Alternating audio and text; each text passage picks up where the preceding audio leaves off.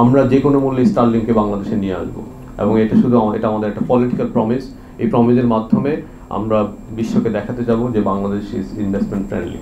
So আমরা এফডিআইকে branding করার জন্য আমরা এই কাজটা করব। এখন স্টারলিং যখন আসবে তখন আরবান এবং রুরালের যে প্রিমিয়াম কাস্টমারটা সে কিন্তু স্টারলিংকে চলে যাবে। আপনি বলতে পারেন তার প্রাইস অনেক বেশি হবে, তার প্রাইস 5,000 টাকা হবে, আমি 500 টাকায় দিচ্ছি। আপনার এই যে সেলফ আত্মতুষ্টির কোনো সুযোগ নাই।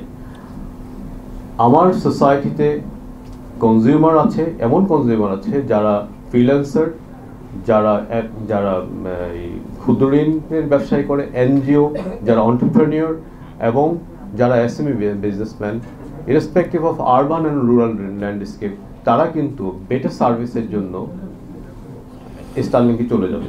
সেটা আপনার প্রিমিয়াম কাস্টমার লেয়ারকে ক্ষতিগ্রস্ত করবে ডেফিনেটলি, এবং এটা মোবাইল এমএনওদেরকেও ক্ষতিগ্রস্ত করবে। এখন তাহলে তার বিরুদ্ধে আপনি নিজেকে কীভাবে প্রিপারেশন নেবেন? আমি মনে করি যে আপনারা কোয়ালিটি অফ সার্ভিস এনশিওর করবেন, এবং সেটা বিটিআরসির মাধ্যমে আমরা নতুন পলিসি নিয়ে আসবো।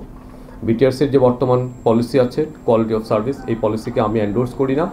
আমি এখানে নতুন পলিসি নিয়ে আসার চেষ্টা করব, এবং সেখানে আমরা দেশি বিদেশি এক্সপার্ট যারা আছে তাদেরকে সবাইকে ইনকর্পোরেট করে লেটেন্সি, জিটার বা রাউন্ড ট্রিপ, কল ড্রপ এবং session in low throughput, time in blocking, এগুলো ইনকর্পোরেট করে আমরা এমন একটা সার্ভিস দেওয়ার চেষ্টা করব আইএসপিদের জন্য, যে এমন একটা কোয়ালিটি অফ স্ট্যান্ডার্ড সেট করব। এবং একই সাথে এমএনওদের জন্য, যে বিশেষ করে এমএনওদের জন্য যে বর্তমানে যে কল ড্রপ রেট আছে, এই ফর্মুলাগুলোর মধ্যে জালিয়াতি আছে।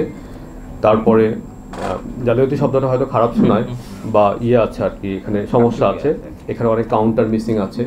তারপরে হচ্ছে আপনার মোবিলিটি কেপিআইগুলো ইনকর্পোরেট করা নেই, time in low, session in low, time in blocking, এই জিনিসগুলো নাই। খুব সিম্পল কিছু কেপিআই দিয়ে বেঞ্চমার্ক করা হয়, এই বেঞ্চমার্কগুলো সাবস্ট্যান্ডার্ড, এগুলো আন্তর্জাতিক মানসম্পন্ন না।